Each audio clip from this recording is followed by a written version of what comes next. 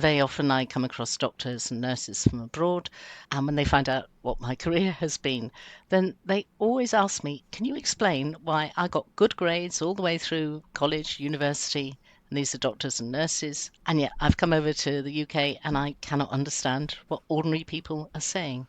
And the reason for that is it's the input. It's the kind of listening we do in standard ELT lessons.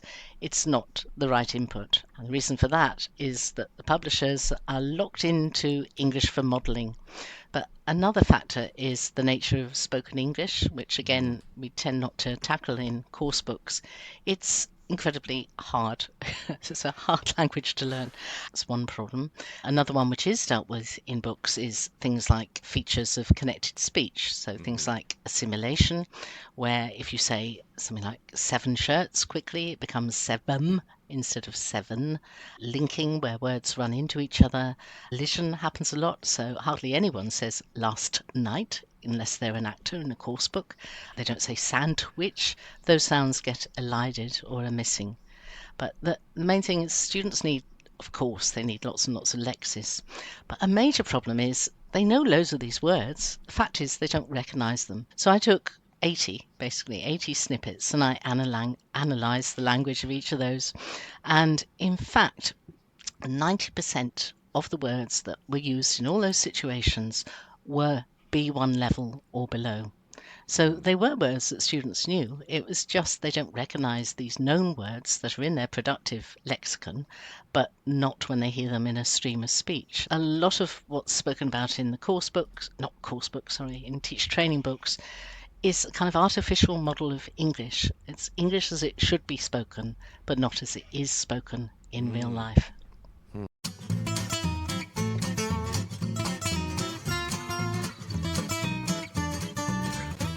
This is the Teacher Talking Time podcast. All right, ladies and gentlemen, welcome to another episode of our Teacher Talking Time podcast. And today we're doing a little bit of an early recording, so we do apologize for the sexy morning voice that we may all have here. But we are very excited because we have I like to say that we have special guests. We curate a list of people that we definitely think have something to say. And the person that we're going to be interviewing today is someone that I came across her work, I would say in maybe 2010, reading an article about authentic listening. And it was around my Delta when I came across her work. And I remember thinking, like, how come no one has been talking about this before? And I remember thinking how much I enjoyed her article and how much I enjoyed her writing. And today I'm very lucky and feeling grateful and privileged to actually have someone who's been in English language teaching for over 40 years. Ladies and gentlemen, we have here with us today the one and only Sheila Thorne. Sheila, thanks for coming to the show. Well, thank you, Leo, and thank you for that amazing introduction. I feel 106 years old, but that's fine. Sheila, you've written books, you've written articles, you've done lots of presentations, a lot of research. What is the mission that you are on, and why did you choose listening? Okay, this goes back to my first school trip to France. I was about 14 years old, and I got there. I was quite excited because finally I'd be able to use my French with real life French people. And I realized very early on that I couldn't understand anything they were saying. And it seemed a bit odd because I'd been learning French for a couple of years. And I can remember talking to the other students and saying, this isn't right. They're not teaching us the right thing. We can't communicate. And a couple of years later, I went on a school trip to Germany, and exactly the same thing happened. I just could not understand real life German people. So move it on a few years. I was at university in Germany, and that was traumatic. But before I went to university, I realised my German really wasn't very good, and I talked to one of our professors and asked for advice on how to get my German up to scratch. And he recommended a book, and it was essentially a collection of interviews with German housewives. and from all over Germany. So they were just talking about their daily lives, and I didn't understand a word hardly when I started, but I was in a language lab and I spent hours there listening, listening, listening, but also following the transcript. And by the end of quite an intensive period of study, my German was much, much better. So, moving it on a few years, I qualified as a teacher of French and German. Um, but again, I realized how important real life listening was in order to acquire a language. And then while I was at university in Germany, I studied Swedish for beginners for a semester. And finally, I got a job in Sweden in 1982, and I taught there for 2 years. And again, although I was attending Swedish classes, it was really by talking and listening to real life people speaking Swedish that I got my Swedish up to speed. And in all of those languages, I acquired near fluency, but it was through listening. So moving on a few years, when I did become a qualified teacher, and then I decided to switch to teaching English to speakers of other languages, I realised how important listening was. Um, and some years later, when I came back from Sweden and I did the dip, um, then I was made director of studies of a language school and given free rein to introduce changes. And one of those was persuading the principal to buy a language laboratory. And of course, then there weren't many authentic listening materials on the market, so I started making recordings and writing my own teaching materials. And then we realized that with our students, when they were doing things like the Cambridge exams, that they weren't scared about the listening paper. Normally, students are, but because they'd been exposed to so much real life language in the laboratory, then that wasn't a problem for them. They sailed through the listening papers.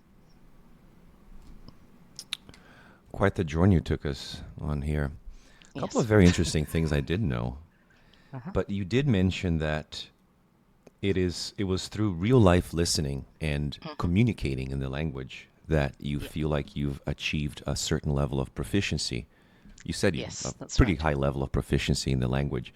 Hmm. Do you think that that's perhaps one of the main reasons why a lot of language learners who study English and other languages, of course, Spanish and other modern languages, do you think that that's perhaps one of the main reasons why a lot of language learners are unable to communicate? They spend years studying a language, going to classes, learning grammar, and of course, immersed sometimes in the culture, in the environment.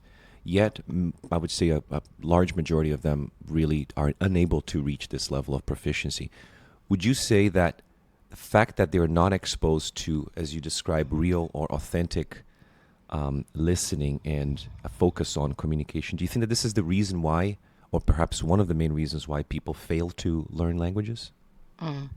A couple of points there. I do a lot of voluntary work at our local hospital as a consultant, not a medical consultant, but on research projects and so on. And very often I come across doctors and nurses from abroad. Um, and when they find out what my career has been, then they always ask me, can you explain why I got good grades all the way through college, university? And these are doctors and nurses.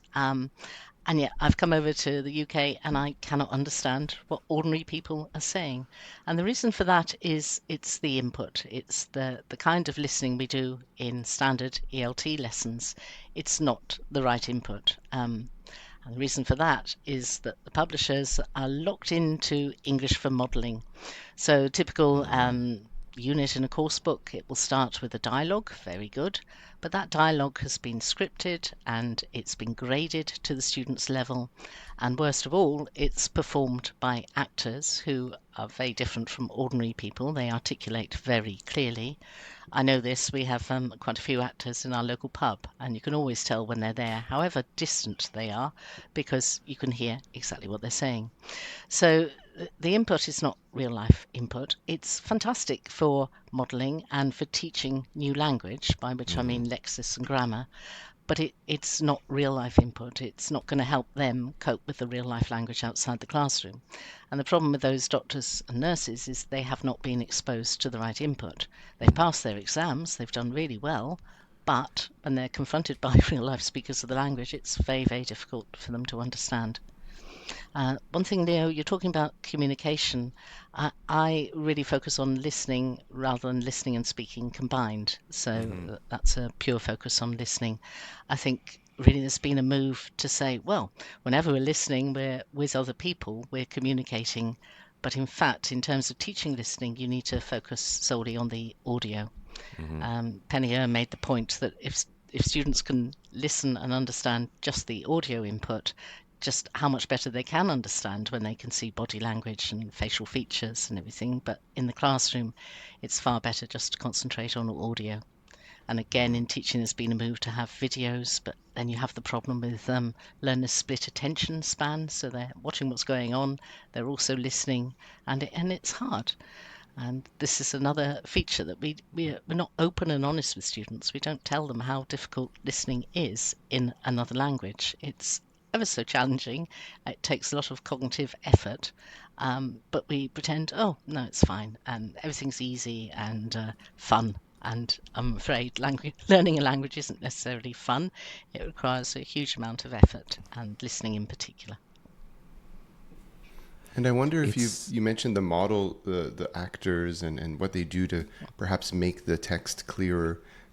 When you were speaking, I was thinking also a little bit perhaps about variety as well, right? Variety of accents and dialects and versions of English across the world, and Yeah. how perhaps students might understand a very well kind of modeled text, but maybe struggle with interaction because they're not used to a particular accent or variety of English. And I don't know if you've experienced that yourself with the doctors in particular, moving, say, from their previous context into England or London specifically. Yeah. Yes, yes, absolutely.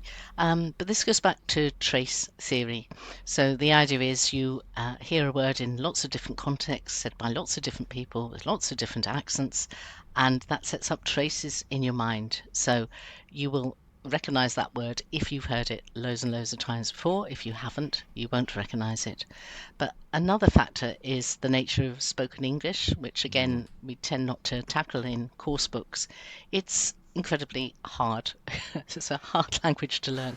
And there are various features of English which make it distinct from other languages. So we have things like co-articulation. When you have words clashing with each other, then the sounds tend to change. That's one problem. Another one which is dealt with in books is things like features of connected speech. So things like assimilation, where if you say something like 7 shirts quickly, it becomes 7 instead of 7. Linking, where words run into each other. Elision happens a lot, so hardly anyone says last night unless they're an actor in a course book. They don't say sandwich. Those sounds get elided or are missing. But the main thing is students need, of course, they need lots and lots of lexis. But a major problem is they know loads of these words. The fact is they don't recognise them in a stream of speech.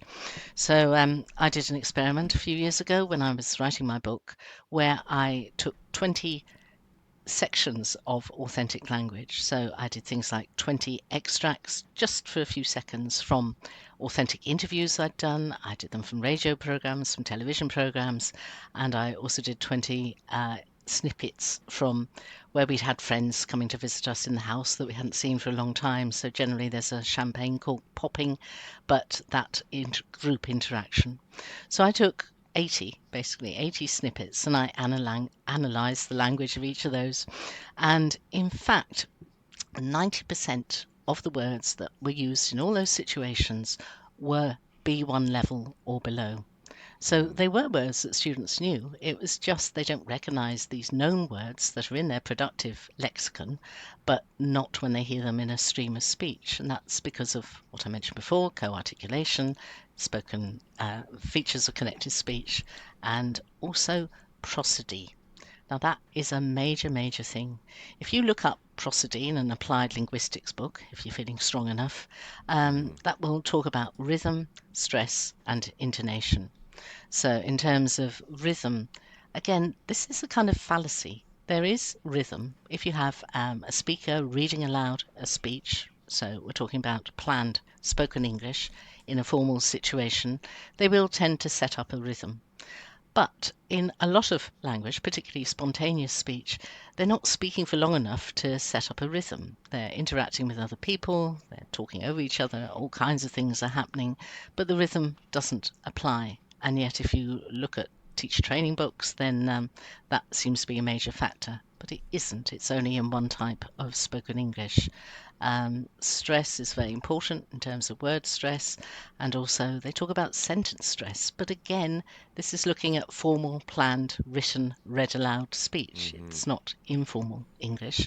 And there, what happens is that the speaker is emphasizing key content words to get their meaning across. All the words in between those stressed words or prominent words are going to be swallowed up and not articulated clearly. But a lot of those words are important in terms of conveying meaning. And the final thing is intonation. People try to match grammatical functions to intonation, and again, that doesn't work. Although David Brazil, his work on discourse intonation is very important, where you talk about proclaiming tones, where your voice goes down if you're making a statement, or it goes down if you're asking a WH question, and then calls that a proclaiming tone, and then the referring tone if you're talking to somebody and you're referring to shared knowledge, or if you're asking a question to which you know the answer, then there'll be a kind of going down and going up tone. But a lot of what's spoken about in the in teacher training books is a kind of artificial model of English. It's English as it should be spoken, but not as it is spoken in real life. English as it should be spoken. It goes back to that concept that you've mentioned of English for modeling. Yes, which is that's it. another very interesting term. I want to go back to what you said about students being scared or people being scared of real language. I feel like a lot of language learners who have been on this, I think Mike will agree with me. It's a poor diet of input. Basically, they're receiving this impoverished source of English that is very well articulated, as you said, with perfect pauses, perfect rhythm, perfect stress, perfect intonation. And then when they are exposed to, and I'm going to use Richard Caldwell's analogy here of the messiness of spoken English, when they go out there into the wild, right? Yep. As opposed to being in the, what is it called? The greenhouse. Absolutely. Which yes. is, so what I'm thinking is, what would be the first step for a teacher who has been, working primarily with this English for modeling and wants to switch and maybe start, making baby steps towards using authentic listening in the classroom? What would you say to someone who wants to kind of start making this sort of transition to provide students with perhaps a richer input diet? Yes, that's interesting because a lot of the time when I'm at conferences, teachers come up afterwards and they say, "Oh, I tried using authentic listening with my students. It was a disaster." And it generally is, both for the teacher and the student, the first time they try and do it. But I think we need to roll it back a bit and just think about listening goals. John Field, back in 2008, said the problem with the way we teach listening is that there's no goals attached to it.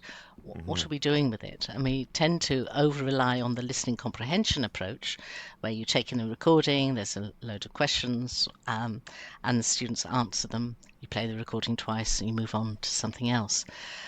What I tried to do with my book was to come up with some listening goals that the teacher had in mind every time they're doing a listening activity. So to think about why they're doing that. What are they hoping their students will achieve at the end of this listening activity? But something you mentioned is student anxiety. Yes, they do generally feel anxious when it comes to listening, particularly authentic listening. They're not in control. These words are flying past them at a rate of knots. They can't follow it. They don't recognize the words they know already, and it's rather traumatic. And again, with my hospital work, we always say to patients, if you're meeting a consultant, for example, and you're waiting for I want to say verdict, but a diagnosis of a condition, you're generally very anxious. And when we're anxious, we don't take in the message very well, because the anxiety impedes our understanding. So, for example, at the hospital, we always say to people, make sure you go to an important appointment with someone, because then together you can reconstruct what was said afterwards. But if you go on your own, as I know, then it's hard. You're anxious about the results, and so you don't take in the message. But in terms of listening goals, there's 5 I came up with, and these are really important. And the first one is increasing students' confidence. So, for example, if you took in a little, very short, authentic listening passage, say recording the news, then you had a list of questions with it. Be open and honest with the students and say you don't expect them to get everything right. And in fact, when you're writing those questions or the task, make sure it's achievable with a bit of effort. But don't ask them impossible things, because you're just going to make them less confident, and that's not the idea. So taking in an authentic recording, but with an achievable task, will build up learners' confidence. And particularly, they will realise, hey, I can understand a real life English speaker. That's far more motivating than a coursebook recording that's been artificially written, graded to teach, say, the present perfect simple. Yeah. Yes, yes, yes. Can we start before we move on to other goals? I think you said something very important, which is this idea of really being honest with your students, telling them that you don't expect full comprehension. And I don't know if you are going to agree, but I would go as far as to say that not giving them a list of comprehension questions for them to just answer, but perhaps give them a different task where, how much did you understand? What words did you understand? And maybe kind of go from there. And Absolutely. I find, Sheila, especially when building confidence, and I don't know if you're going to agree with me, but I'm going to ask you this. When working specifically with students who are perhaps at A1, A2, let's say A2, B1, maybe A2, not working with longer texts, I find that in a lot of the institutions that I have worked at, a lot of the listenings were 4 or 5 minutes long. And when they were using authentic listening, they were using very long stretches of listening, as opposed to, let's work with this 1 minute passage here. Yes. Or even Is that a shorter. good way Yes. to increase their confidence? Absolutely. And shorter is far better, but exploiting a short passage to the maximum is far better than not exploiting a much longer passage. But again, we're kind of locked in. There's the exam system. Generally, those recordings are 3.5 minutes long, and so that they are replicated in course books. But absolutely, with your students, just take in a very short recording, exploit it as much as possible. But something I did for 14 years when I set up the listening business, but I stopped doing that for various reasons, was every morning at 10 o'clock I would record the 2-minute news, and then I would write 3 tasks, elementary, intermediate and advanced level. So we're talking about 60 items. Institutions were recording the same news, and then I would send through the tasks with the answers for the teachers. So it was ready-made listening materials, and I did that for 14 years, which nearly killed me, but it was incredibly useful. And the feedback I was getting from institutions was the first time students were exposed to a real-life news program, which was only 2 minutes long. So just think 2 minutes with 20 items per 2-minute recording on average. The first time the students were absolutely traumatized, maybe got 1 or 2 questions right, but then the next time they did it, they got 3 or 4 right, and the next time 5 or 6 right, and then by the end of maybe 6 or 7 sessions, they were getting nearly all of them right. And that's something I love about authentic listening, because the progress is exponential. You don't need to do a lot for students to make a huge amount of progress, and you can see their confidence soar, and that's why it's so satisfying. And you know what? I have to agree with you. I can attest to this because I have recently was invited to work at an institution here in Toronto, and they said, "Oh, you're going to be teaching a listening course." And I said, "Okay." The first thing they did is they gave me a course book called Tactics for Listening, and I looked at the textbook and I said, "I'm not using this." The textbook was basically based on the comprehension approach. Students listen, they answer true or false questions, they have multiple choice questions, and I said there's absolutely nothing here on actually teaching them to become better listeners. And you know this because Field really explore this idea that what we do in the classroom is we spend a lot more time testing the students rather than teaching them. So Yep. how can we actually teach people to become better listeners? Because you mentioned this, the course packages, the listenings that you were doing for 14 years. A teacher who wants to kind of move away from this idea of testing listening and or practice listening, which is normally what we do, and move towards teaching. What can they start doing? Okay. I think we need to go back to the listening goals I mentioned. So have a very Yes. clear focus in your head. Why are you doing this listening? Whether it's a comprehension or any other type of listening. Why are you doing it? So the first goal would be to increase learners' confidence. So that's why I mentioned achievable tasks. The second one, and this is incredibly important, is automaticity. I don't know if you're familiar with that term. Yep. Okay. So I'm talking about But do learner explain, automaticity. the listeners would enjoy Yeah. your explanation. Um, okay. So in terms of learner automaticity, it's the ability to decode, which is listen to a recording, match the words that they hear, or the sounds to the words, and the words to the meaning, and then build up an understanding of that recording. Um, in, so for students, you want them to be able to do that quickly, without conscious effort, and automatically, really. So rather than struggling with every single word in a recording, be able to process it quicker. That's one thing. But you also have the issue of teacher automaticity. Anybody who speaks very good English will take in a recording. They've understood it absolutely perfectly. But the nature of the sound that is actually in the input is not technically perfect sound. Right? There'll be sounds missed out because of elision or assimilation. Sounds will merge. Um, Linking will happen. Words will run into each other, which is why very often you get a student saying, "What does this mean?" It's actually a combination of two words. Right. So the teacher, their problem is they don't understand what's in the recording. They've understood the recording absolutely perfectly, Right. but they haven't concentrated on what was there in the acoustic signal. And so they can't understand why their students don't understand because they've understood perfectly.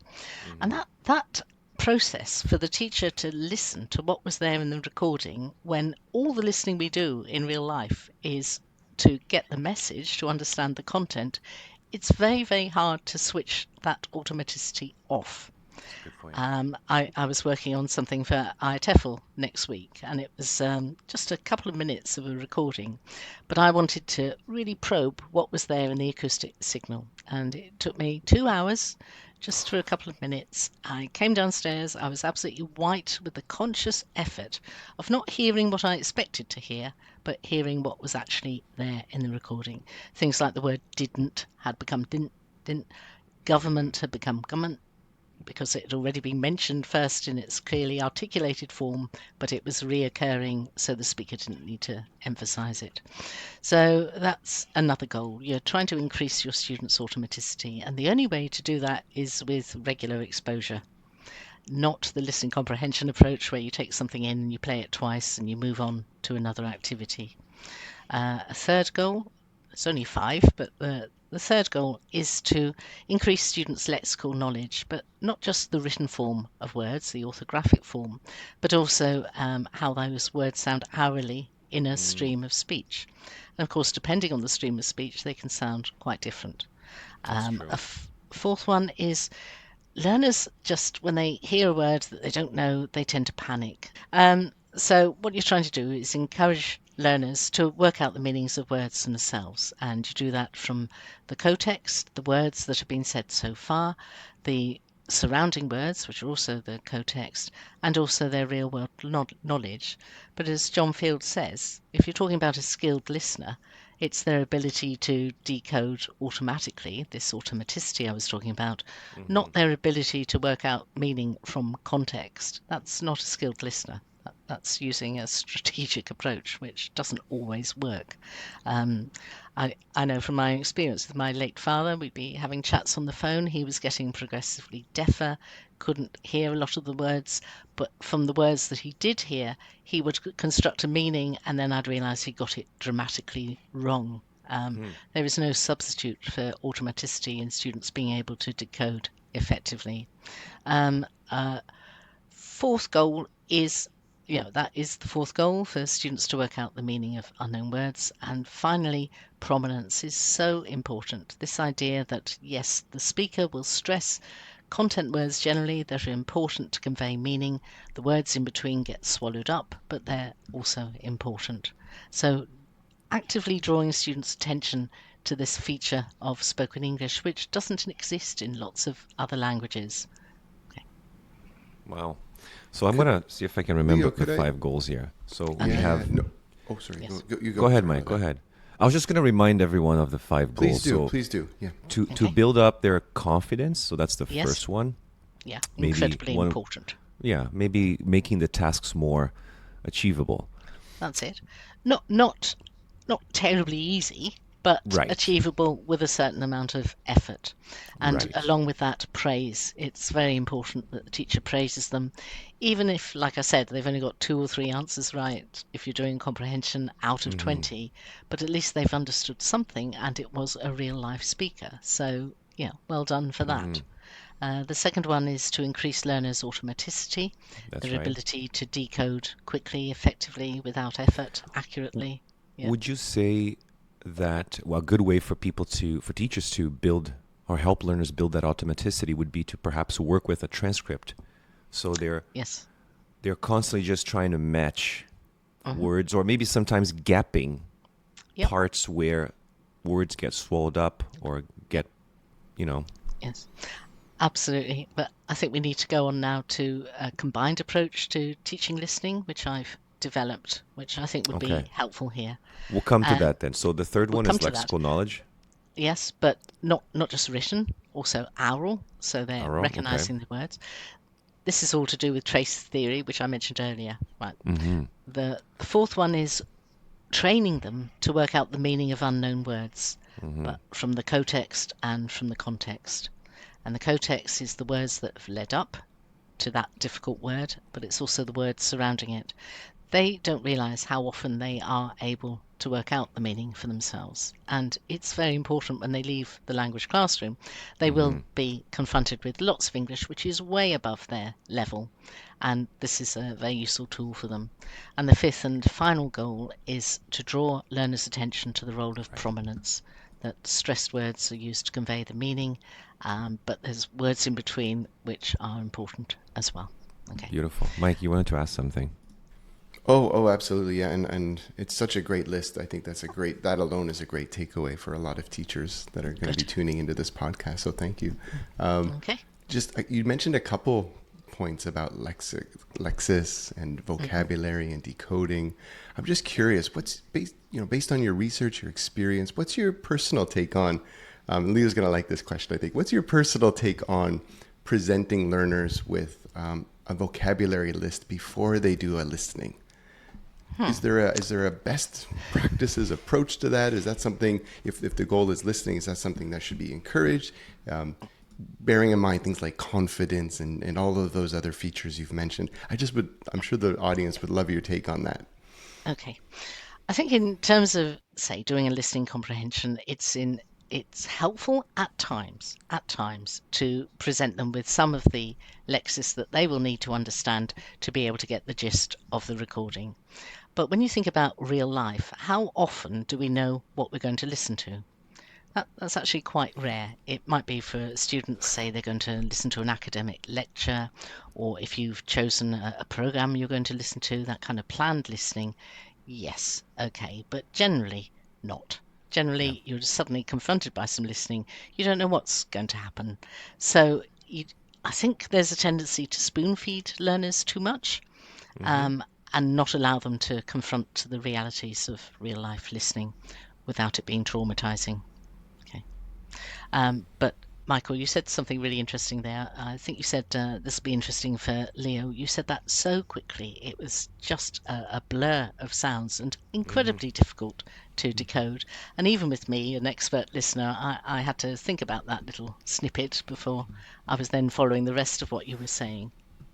Oh, absolutely. And unfinished thought as well. I started speaking to you, then I quickly jumped over to a new topic actually, talking about Leo's interest, and then Yeah, flip back. So yeah, absolutely. I think But no, we're yeah, big fans of Richard Caldwell's work and this idea of dealing, as Leo said, dealing with the messiness, and as Caldwell said, dealing with the messiness of day-to-day conversation and authentic that's it. speech. And I Yeah, think a great takeaway just listening here is for me, and I is this idea of grading the task and letting the students cope with natural language, but grading the activity to kind of boost their confidence. And absolutely. really, it sounds like a lot of these strategies, and I don't want to steal some thunder from something you might say later on, but it sounds like a lot of these strategies would also help the students' own like learner autonomy, right? Where they're Oh, maybe taking some absolutely. of these strategies and applying them on their Yes. own, watching the newscast. But this is our role as teachers, and especially of listening. You're only with those students for a short time, but part of your job is to prepare them for the spoken English they will encounter outside the classroom. So, yes, of course, but you've got a safe, protective environment in the classroom. In a way, you're taking a shortcut because those students have missed out on native speakers, tens of thousands or hundreds of thousands of hours of listening. You're trying to use the classroom as a shortcut to Yeah. catch up with that in a way. But thank you very much. That was a good question. So Um, basically, the role of the teacher then, Sheila, is not a teacher in a classroom, especially in a listening classroom. You're not really teaching. You're not giving them tons of questions. You're not pre-teach. Because I find that a lot of the times when I observe listening lessons, the teachers spend a good 20 to 30 minutes preparing for the listening. They spend yep, about 2 to 3 minutes listening, and then yep, they move on to something else. So the yes, time that we actually spend listening in the classroom is quite small, yes, and we yes. can't expect them to improve that way. No, no, we can't. So this is why I talked about regular exposure and things. But I think when it comes to teaching listening, you need a three-pronged, a combined approach. Right? So listening comprehension, we can critique it till kingdom come, but it has its place in the classroom, mainly because that's how we test listening. There has to be some means of how we know how much students have understood. But there, the focus is on the product of listening, the content, and not on the process of listening. These are John Field's terms, which is how things were said.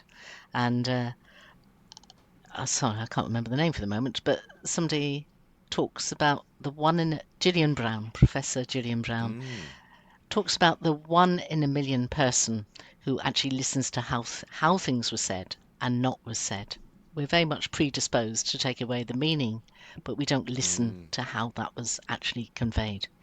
But Interesting. going back to this combined approach, which I've created, I think yes, you do need listening comprehension. It has its role in the classroom and in exams. So yes, it is one approach. It's very good if you're using authentic recordings to use a transcript as well. And although that's time consuming for the teacher to prepare, particularly if they don't type very fast, it's an investment. You've got that recording that worked well, you've got the transcript to go with it. And if all you do with learners is get them to listen again while they're following the recording and hearing how those words were said in a stream of speech, you are again setting up traces for them. So listening comprehension does have its place. But there's another approach which is called meaning building, and that's what you were talking about, Leo, where the teacher is more of a facilitator. So with the listening comprehension, the teacher's in control of the recording, the teacher is the font of all knowledge. Whereas meaning building, you go in with a recording that you think your students will have a good chance of understanding, or at least the gist of it, and you act as a facilitator. So you've got the recording there, you stand back, and what your role is to gently steer learners in the right direction. So maybe they've you've put them in pairs or groups. This is another thing. Listening comprehension is so isolating. The teacher plays a recording to a class. They're all doing the task individually. So move away with that with meaning building. So teacher's the facilitator, you're playing the recording. You play that recording as many times as the students want. And if they're motivated, they will want to listen to it again and again. And you're setting up traces in their head. That's really, really useful.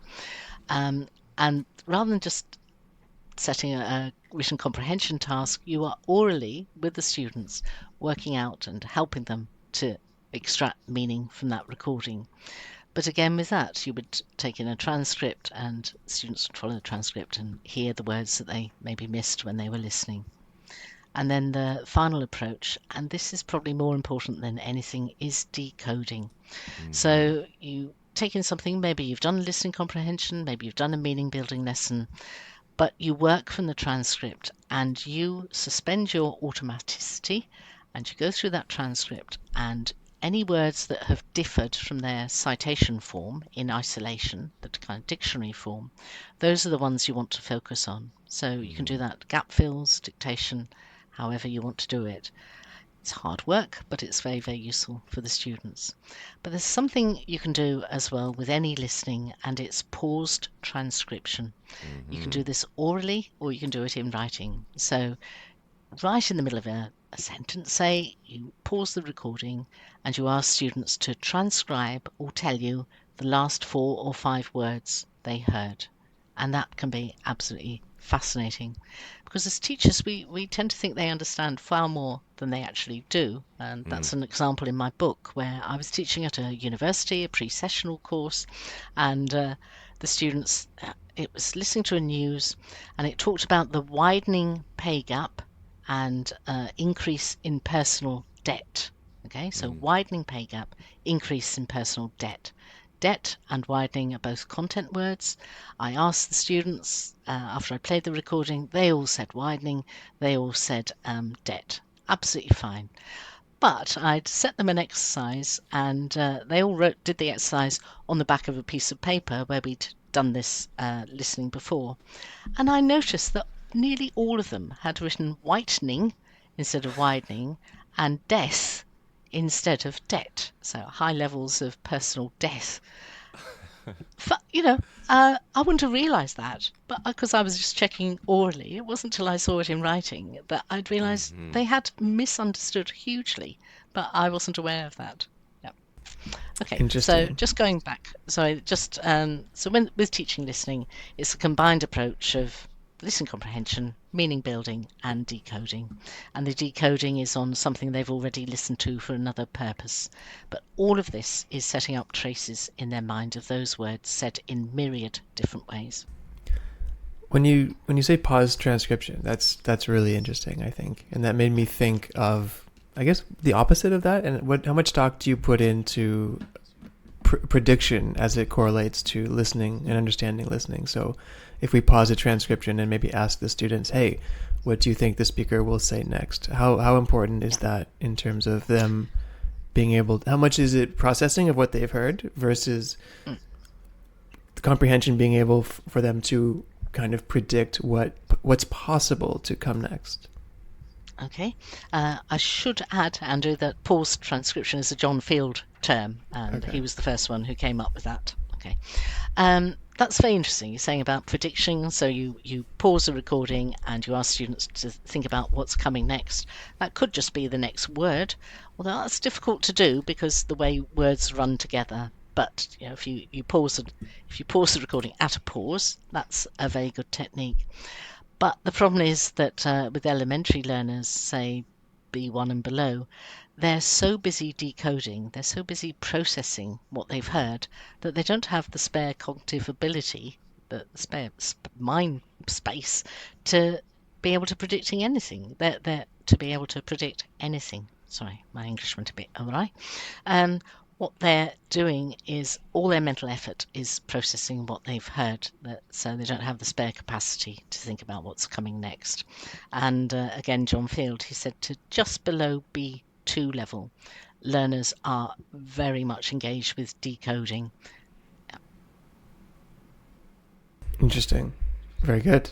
Mm. That makes a lot of sense. Right. I'm curious too about, because we had a lot of Go ahead. questions about authentic texts, of course, with elementary learners or low-level learners.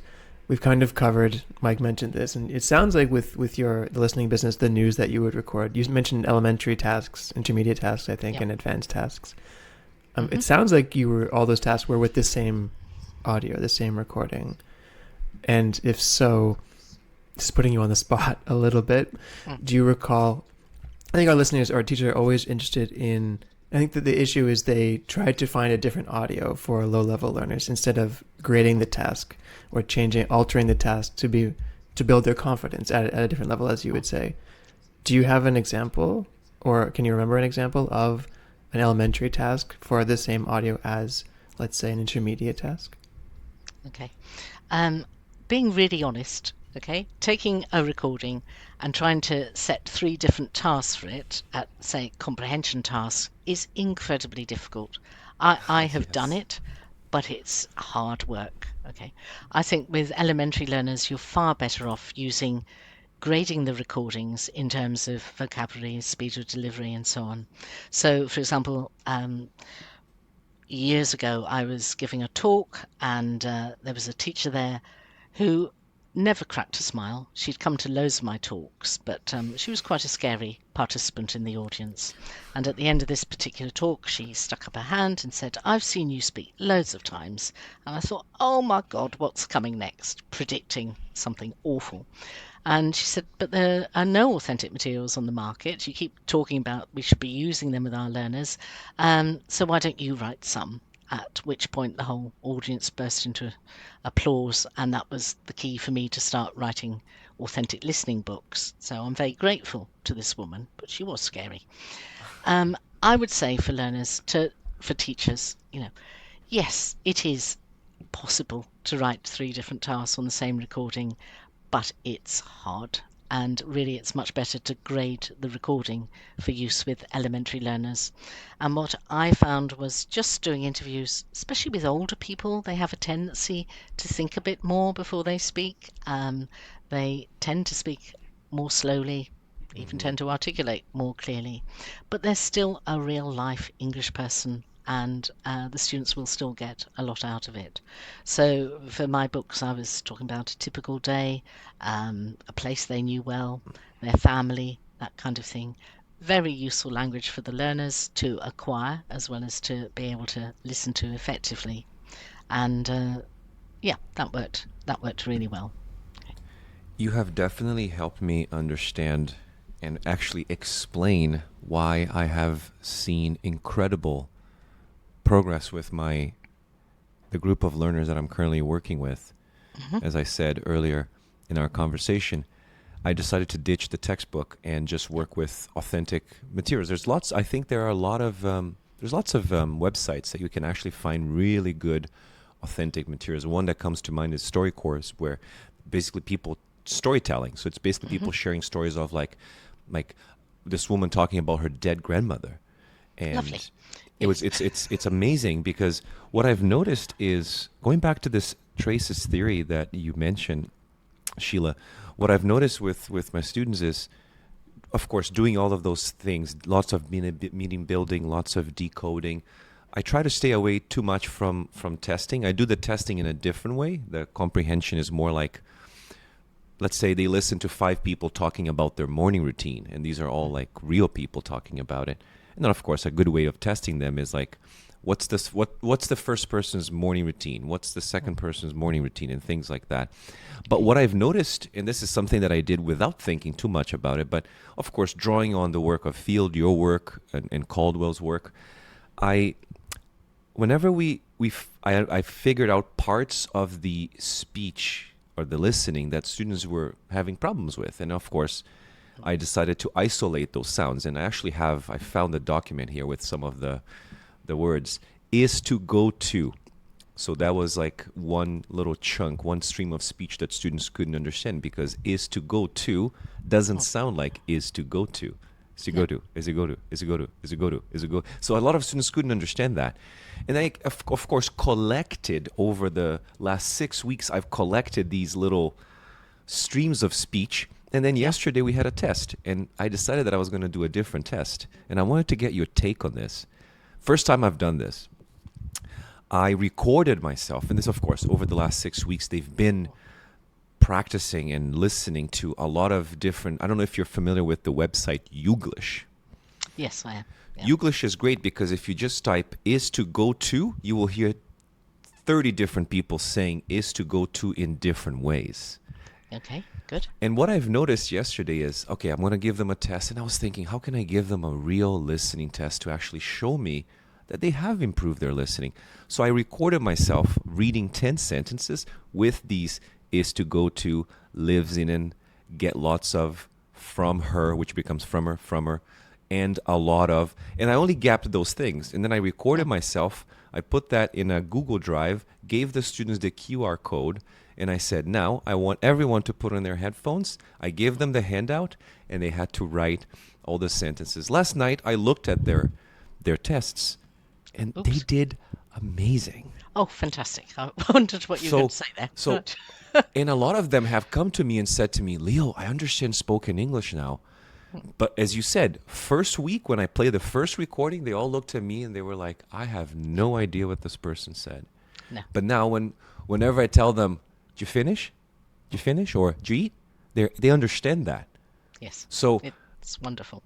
The traces theory, the work that you have done, the work that James, that Field has done and Caldwell has done, I think there's a lot to be said about the importance that we have to give to listening, specifically in language education, because as you said, and Van Patten was on the podcast recently, and he said the same thing. If students cannot process input, they're not going to be able to communicate. They're not going to be able to learn the language. There will be no acquisition. So I wanted to get your take on this, specifically talking about traces theory, which is not a term that I knew, but now that I know, I'm definitely going to be digging more into that, because what I've realized is that now they're able to understand that if you don't have a computer, it's never going to sound like it's going to sound like if you don't have a.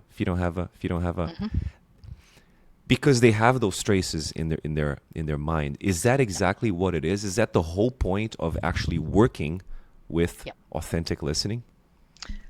It's a major point. Absolutely, yes, I totally agree. And in terms of decoding, those are exactly the kind of things you would be kind of things you would be focusing on. Yes.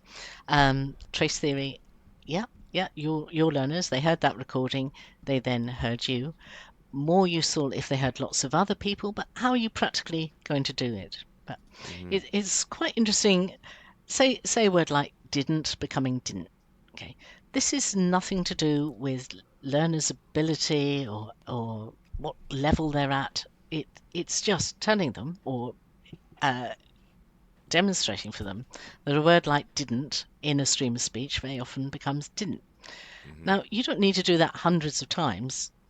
You just tell them once and it's there, and move on. And lots of other words that are affected terribly by being in the middle of a stream of speech. But, there's so much of this. All the auxiliary words, be, do, have, they always get reduced, contractions, all the rest of it. There are loads and loads of things to focus on. Exactly. Whereas with your standard listening comprehension, all you're focusing on is the content words. That is what you would gap in a comprehension. Whereas in a decoding exercise, you gap the words around those. And it's very true that they do understand all the content words. A lot of them, they say, like, this person said dream Japan, but I don't know. But the sentence was, my dream is to go to Japan. But they couldn't understand what it is. But it goes to show that if they understand just the content words, they still they still won't be able to build any sort of meaning. No, because that could be, I'm dreaming about Japan. I'm dreaming when I went to Japan. Yes, it could be so many things. Yes, you're absolutely right. Very it's fascinating, and I think the last 6 weeks, and I decided that I really wanted to try something different, And I said, I know all this stuff. I'm going to try something different. It's a little bit more work for the teacher when you have to do this, but the transformation, I think, is just such a beautiful thing when you start talking to them. And even now, like, I don't have to grade myself as much because I feel like they understand exactly what I'm trying to say to them. That's And it. it's just beautiful. And I think I would definitely recommend or highly recommend that teachers start kind of doing this. I think in language teaching, I think that's probably one of the major challenges for us is to kind of move in that direction, which brings me to the question, what were for you, Sheila, the major challenges that you faced, and you probably still face, because I feel like, as we said this in the beginning of the show, we're not ready for. I feel like we are ready for this, but not everyone is on board, or some people just are not aware of this. Because what I see in a lot of language teaching organizations is everyone is still teaching listening from the textbook. So the question is, what are some of the major challenges that you faced when you were trying to start incorporating authentic listening practice, and perhaps how did you overcome those challenges? Perhaps this would be inspiring for teachers. Okay. I think the major thing was I was so enthusiastic. I was taking in an authentic recording, and I was amazed at how much the students struggled with it, because I certainly at the start of my career as an inexperienced teacher didn't understand about automaticity, and that I'd understood it perfectly. So why on earth were they struggling? Yeah, I still, we all have those things. 4 o'clock in the morning, you lie awake in bed, think, "Oh my God, why did I do that?" My one is, this is terrible, shutting a class of students into a classroom and not allowing them to leave until they'd heard West Midlands, and then realizing there was no S and T, or no T sound on the Midlands, so that's why they couldn't get it. But I got it, West Midlands, and oh, I feel so guilty about that. Yes, so that for me was why are they finding this so difficult? But then bringing down the level of the task to make it achievable so they could get it, understanding that where they were struggling was in decoding, not being able to recognize individual words in a stream of speech, and noticing that very, very quickly this decoding ability increased. And that's something with using the news, using a similar recording genre over and over again, you can measure students' progress, and they know themselves how much progress they're making. But going back to something we talked about earlier, talk, not just teaching listening, but talking to students at the start of a course, asking them what's the difference between a course book listening and real life listening. Asking them to analyse the differences. Something else is acknowledging how hard it is. But telling them it is hard. You do have to work hard at this. Another thing would be, oh dear. As soon as I think I can remember this, it just goes right out of my head. Another thing would be, sorry. That's okay. We can. Yeah. You said something about. It'll come back to you. Don't worry. Oh no. You said something about comparing course book versus real and authentic English. Yes. I find that students are actually more motivated when they are actually struggling to understand something that is authentic, that is real. I find that with the textbook listening, course book listening, students are kind of like just going through the motions. They're answering the questions. It's just because I used to use. I mean, we all used textbook listening at one point in our lives, and eventually we have come to the realization that it's just inefficacious. And eventually you switch to the real authentic listening. And what I see is there's a lot more buy-in from the students. They're definitely more interested in like, oh, I really, and especially when you tell them like, you know these words, but you just can't really make sense of what there is a lot of, just doesn't sound like there is a lot of, right? Yeah. So I think, as you said, asking students to compare course book, maybe that's a good exercise, would be to show the students, a good task would be to give them a course book task listening, and then give them an authentic one and see, can you identify which one is real English and which one is perhaps fake English or Yeah. English for modeling. EMP, English for modeling purposes. Now we have a Okay. new acronym there. Yeah, that's it. And they know exactly that their English isn't very good and they're not very good at listening. They understand what the challenges are. And they can always identify course book listening because I've tried doing this myself. But something else, it's talking about listening, kind of metacognitive strategy with the learners, asking them what makes a successful listener. What's their take on that? What can they do to improve their listening? Just pushing them in the right direction. But nothing that comes easily is valuable, really. Yeah. So the struggle that they're having with the listening is going to stand them in good stead for future listening events. The first goal you mentioned of going through listening is confidence, right? And confidence is an interesting word because confidence is usually the result of, or the confidence comes later, right? Yes. At the end, or not necessarily the end, but at some point through a journey, right? We always say if you wait for confidence, you'll be waiting forever because you have to do the thing first and generate some confidence, right? Mm-hmm. Have you, or is there any study, or have you noticed, does confidence of the student differ when using textbook listening, for example, where they know is less authentic or easier or whatever word you want to use versus authentic? Even if they're struggling, as you said, even if they're struggling with an authentic text, does their confidence actually generate faster? Yes, absolutely, because it happens so quickly. This getting to grips with the spoken language. Anything you're doing in the classroom will stand them in good stead for the next listening, for the next listening, for the next listening. Because let's face it, we talked about the content words, and most of them they do know already. That's why their confidence is increasing, because they're recognizing those and they know they're recognizing those. So And then I imagine it's the transferability, right? Confidence in the classroom, which is kind of an inauthentic environment to start with, but then the transfer of that to going to the bank or to a restaurant or whatever situation they're actually doing, and then maybe reporting back in the class the next week or the next day and saying, hey, my student told me last week, like, hey, I'm teaching beginners right now. right. But she said, hey, I went to the parent-teacher interview and I didn't have to bring my interpreter. Fantastic. And she was like ecstatic, right?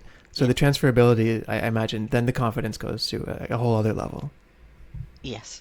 But going back earlier when Leo was talking about what he was doing with his class, and so enthusiastic. You were loving doing that. It's one of the reasons we all became I teachers, loved it. Yeah. to be able to get something across to our students. And a lot of teaching, when you're teaching grammar, pronunciation, it's not as satisfying as teaching listening, which really is a major skill, possibly the most important skill for when they leave the classroom, when they're hopefully going to acquire new language. Listening is the best way. Yes, reading works too, but listening, they're going to hear how the words are said in a stream of speech, so they're acquiring that as well. As you And said, I I think wonder- it's definitely. Oh, sorry. Sorry, Mike. Go ahead. No, and I just wonder, just because we're on the topic of teachers, I wonder if that's a mindset issue, right? Like oftentimes teachers are reluctant to go back and listen to texts again and again because they think the students will find it boring, right? Whereas I think if you ask lots of students, they'd love another kick at the can with text, be it a reading text or a listening text, to really go through and see what's there. I don't know if you've experienced that with any professional development sessions you've done, or just this idea of teachers maybe misinterpreting what the goals or wants of the students might be, and really building their own interest. Like Leo has discovered this interest now, like where he's fascinated by how the students are struggling and thinking of ways to creatively do that. But it involves, by the sounds of it, listening repeatedly to something the students have already been through or have experienced. But it sounds like your students, Leo, have benefited from that. Yeah. Yes, they did, because they're getting a firm foundation, as it were. But the other thing is listening in the same genre, so you're taking recordings that are similar to that. But the best thing is to find out from the students themselves what they're interested in, and maybe get them to find recordings on YouTube or whatever, somebody they admire. And I think Sheila Rickson years ago said if they're genuinely interested in the topic of a recording, they will work hard to try and understand the message. You don't need to encourage them. They'll be wanting to do it. And it'll be you wanting to stop playing it over and over again when they want that. And yeah. I think the best way to measure the success of a good listening lesson or even the recording is when your students are repeatedly asking you, play it one more time. And I say, guys, we've been playing the same extract for about 10 minutes. Yes. They're like, no, we want to try again. And it's amazing how they are all working at it. They are just all working really hard to try to really decode what that person said. And I have to say, I've been teaching for a while, and I've been doing listening more or less for the last 15 years, very much like based on the work of Field Caldwell and your work as well, Sheila. But I've never really gone to the lengths that I have gone more recently, where I would just really say, you know what? Working with a 1-2 minute listening in the classroom, sometimes you can spend hours of teaching with a 1 minute extract because there's so much we can do with that. So I think the question I have for you, Sheila, is how can teachers, so you just say that if maybe teachers can use the same extract and work towards those 5 goals. Is that a way to approach that? They can, but going back to trace theory, they need lots and lots of exposure to lots of different recordings. So there is a danger that you're mining one very short recording too much when classroom time would be better spent on exposing them to other ones. Maybe on the same topic, containing the same kind of language, but maybe a different genre. But the idea is you're trying to build up trace theory, as many traces of these words in their heads as possible. And that's what And you I get wonder when you whether use English. Sorry, Mike. I was Yeah, just gonna say, English is great, Leo. Yeah. yeah, because English is great because all you can do is you can give them basically a lot of exposure to the same stream of speech. And I don't remember who wrote this, but there was, I think it's Martinez and Schmidt maybe, Norbert Schmidt, who basically wrote some of the 2-3 word phrases in English are the most common. And because they're the most common, they're also the most difficult to be understood because we use them all the time. And I wanted to go back to the genre here because I think this is a very good question that I wanted to ask. How important is genre in listening, in teaching listening, in your opinion? So by genre, you mean different types of recordings? Like, for example, a TED Talk to me is a genre. Right. That's a genre of listening. But like listening to people talking about their daily routine, that to me would be a different genre. But I don't know what your definition of a genre for listening would be. Short stories, things like that. Yeah. You're the teacher, you know your students, and you know what is going to be most useful for them. So obviously if it was academic English, then it would be things like experts talking about their field. But yeah, just thinking about that, I think we had a question about academic listening. Yeah. This, again, is a bit of a fallacy. Some friends of mine were writing a book about academic listening, and they attended loads and loads of lectures primarily to find all those signposting words that a lecturer uses when they're moving on to another topic or giving evidence to support an idea. And they found that the lecturers didn't use any of that language. So this is going back to English as it should be spoken as opposed to how it is spoken. Yeah. But yes, I mean, for a group of students, it might be interesting to do the news, might not. You're the teacher, you know what is going to interest them and what's going to be most useful. But earlier you mentioned anecdotes. That's something we do all the time in real life, and you do it with people from other countries as well. Somebody tells you a story, you then come up with your story, having listened to theirs. I'm not quite sure how much listening goes on, because I think as soon as they start doing their story about a terrible experience at the dentist, you're then coming up trying to think about your story and mentally rehearsing what you're going to say the second they finished. Yeah.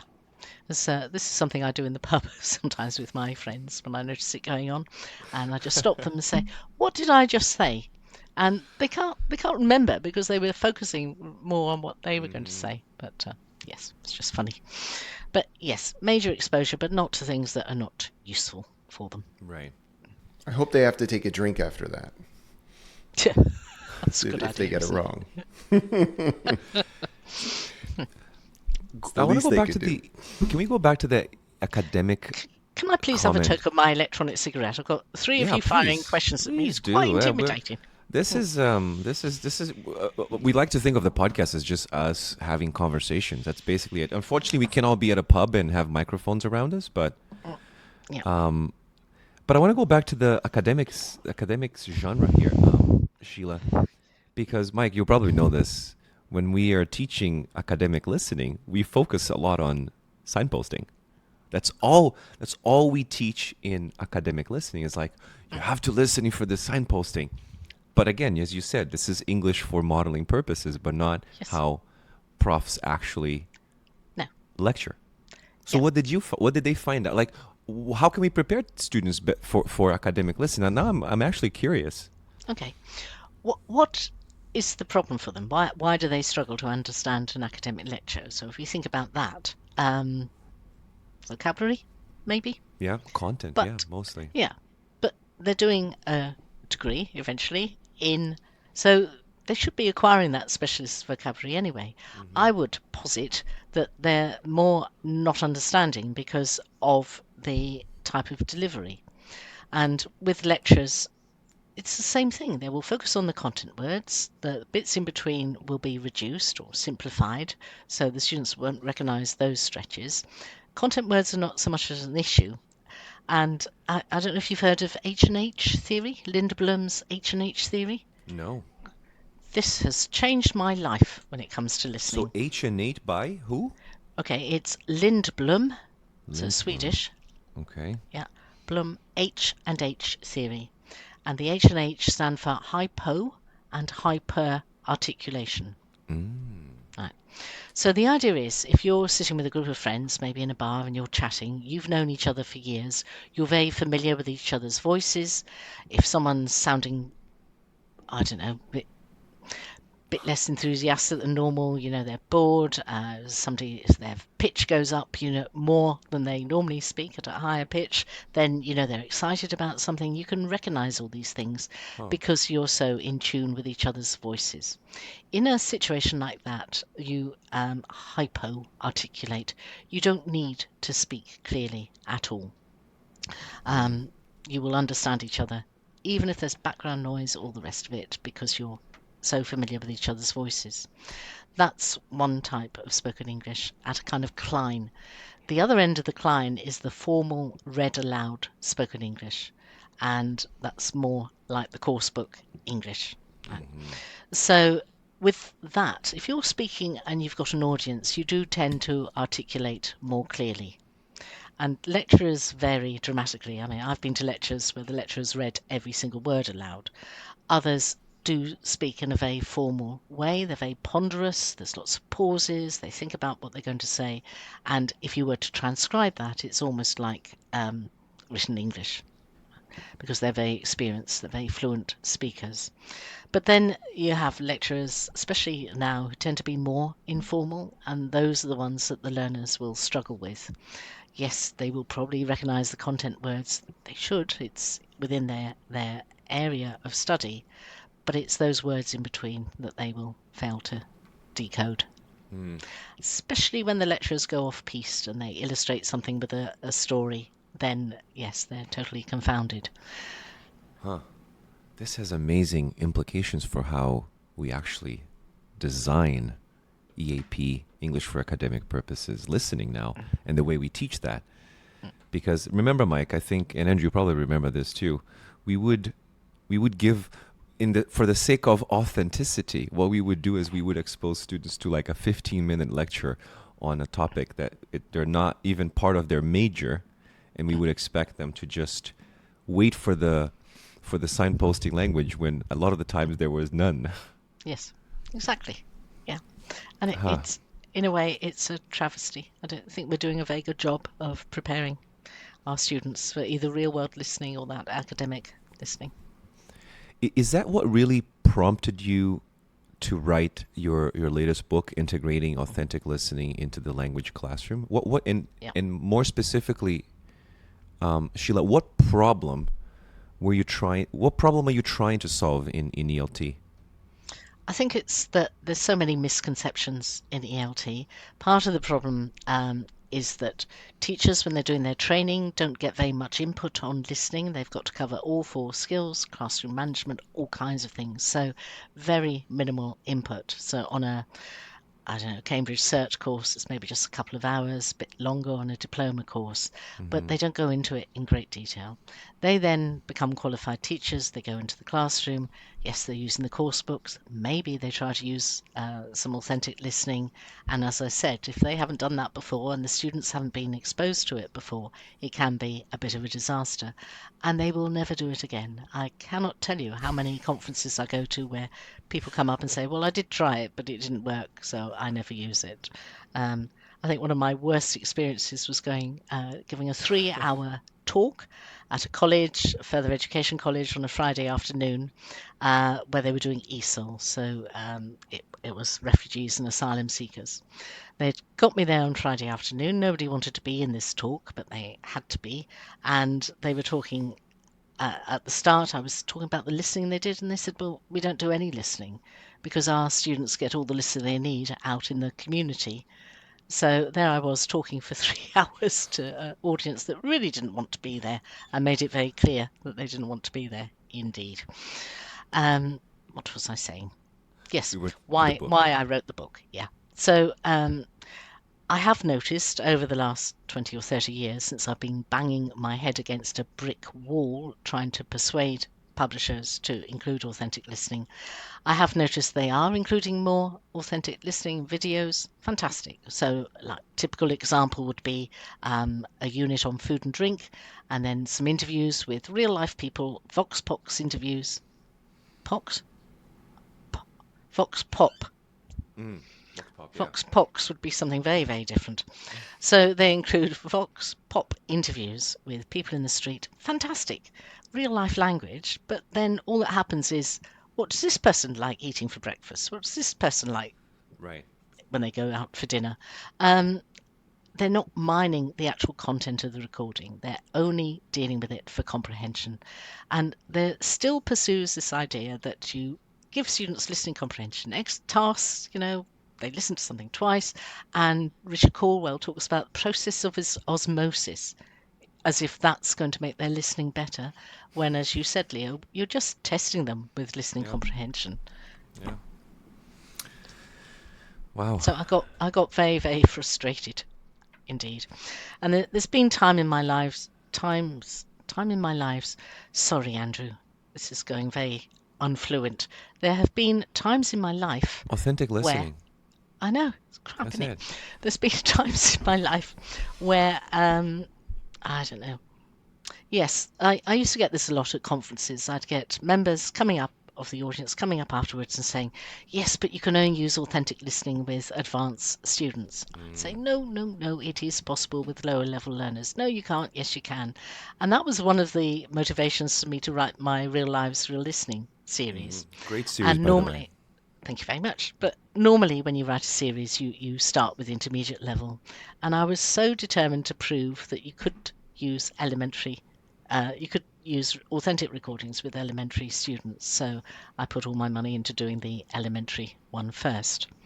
But there is a funny story with these books, because I decided to publish them myself because no other publisher would touch them. They didn't like the idea of authentic listening. And yes, I went to a printing company and said what I wanted, a book just stapled in the middle, pages folded over. How much would that cost? And the chap said, about £1 to produce. Well, I knew I could sell those books for way more than £1. So I went away and spent 2 years writing the series, went back to the printer, and he said, £15. I said, what? And he said, you said about £1 2 years ago. And he said, yes, that's if you ordered 15,000, which I wasn't going to do. Yes. So that was a learning curve, but yeah, it worked out in the end. It's to those of you who don't know, it's a great series. It's called Real Lives, Real Listening, and correct me if I'm mistaken, I think there is an elementary, an intermediate, intermediate, and an advanced. Yes. I actually got a copy of the elementary one, and as I said to you, it was inspiration for me to actually design this entire course that I've been teaching for the last 7 weeks. And before we wrap up here, Sheila, we have I kind of wanted to, in a way, honor the kind of legacy that you're leaving behind for a lot of us. I think your work, the work of Caldwell, who unfortunately has decided to retire so we can get him on the podcast. It would be great to have you and him, and Field as well. I think you have, I wanted to say this to you because I might not have a chance to see you at ITAFL because I'm not going to be there. But I just wanted to say, and I think a lot of people will agree with me, that your work has definitely influenced a lot of us. I think you have made tremendous contributions to the field of English language teaching, and I'm very happy that we get to interview you in this podcast and maybe have your message out there to thousands of people who listen to our show. And I was on LinkedIn, and I didn't tag you on purpose because I wanted to surprise you. But I got a few very nice and lovely messages from a lot of people who have said wonderful things about your work. And I'm going to name some of them here just because I think it's nice for you to actually know that everything that you have worked for in your career hasn't been in vain. And unfortunately, language teaching, specifically education in general, moves at tortoise pace, I guess, a turtle pace. It's just really slow. But Gemma Archer, who was on the podcast very recently, said that she loves your work. Everyone in the pronunciation special interest group at ITAFL they're all big fans of your work. We have Anthony Green, who has also been doing a lot of amazing work in Italy with decoding, and he's built his own, I think he calls it voice cloud or voice book cloud. We're probably going to get him on the podcast. We have Thomas, who basically said that your book, the Authentic Listening book, was highly inspirational. Aaron, Cassian, and tons of people who have wonderful things to say about your work. And of course, kudos to Richard Chin for convincing you and all those 41 emails that we exchanged to finally get you on the podcast, because I think your work truly deserves to be acknowledged. It truly deserves to be recognized because you have definitely made an impact in language teaching. It definitely impacted the way I teach listening. And I think and if it's impacting one teacher, then you're impacting all the students that I work with. Yes. If it impacts Mike's work, it impacts all the students that he's working with, and the same goes for Andrew. So we just wanted you to know that, and I think everyone listening to know that your work really wasn't in vain. Even though at times you said you were banging your head against a brick wall. And yes, we need people like you, and we're glad that we have people like you who have really chosen to disrupt the status quo in language teaching. And I think the only reason why we can perhaps one of the main reasons why we can make progress is because of trailblazers like you. So thank you for that. Well, that actually brought a tear to my eye, so thank you ever so much indeed. It's been a long journey, a hard slog, but to know I've had an effect is absolutely amazing, and I'm very pleased indeed. Thank you. What's ahead for you now, Sheila? What are you looking forward to next? What's your next adventure?